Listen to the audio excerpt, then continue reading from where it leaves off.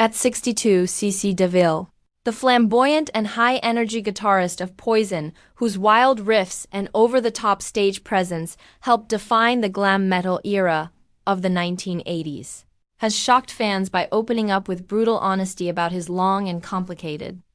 relationship with frontman Bret Michaels, a partnership that has always teetered between brotherhood and bitter rivalry. And his revelation has peeled back the curtain on one of rock's most dramatic pairings.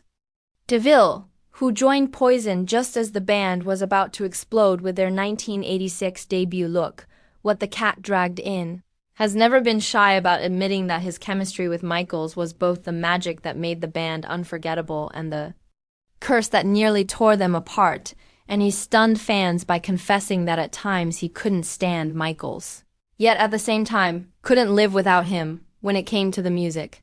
Fans remember vividly the chaos of 1991, when during the MTV Video Music Awards, DeVille and Michaels erupted in a fistfight backstage after a disastrous performance fueled by years of pent-up tension, and DeVille was promptly fired from the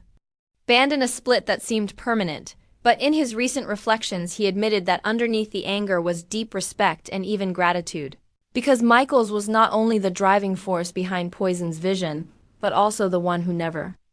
gave up on him when his own addictions and self-destructive behavior nearly ruined his life. DeVille revealed that his years of substance abuse made him unreliable, erratic, and difficult to deal with, and while Michaels often clashed with him in brutal and very public ways, he was also one of the few who insisted on giving him a second chance, ultimately leading to DeVille's return to the band in the mid-1990s, a move that reignited Poison's success and allowed the guitarist to rebuild both his career and his life.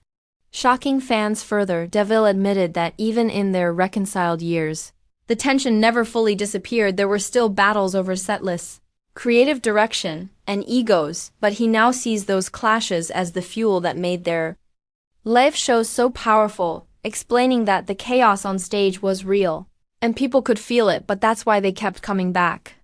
His candor also extended to the bond he shares with Michaels today, calling him the brother I never asked for, but the one who's always been there, a statement that left fans emotional because it reframed decades of drama not as hatred,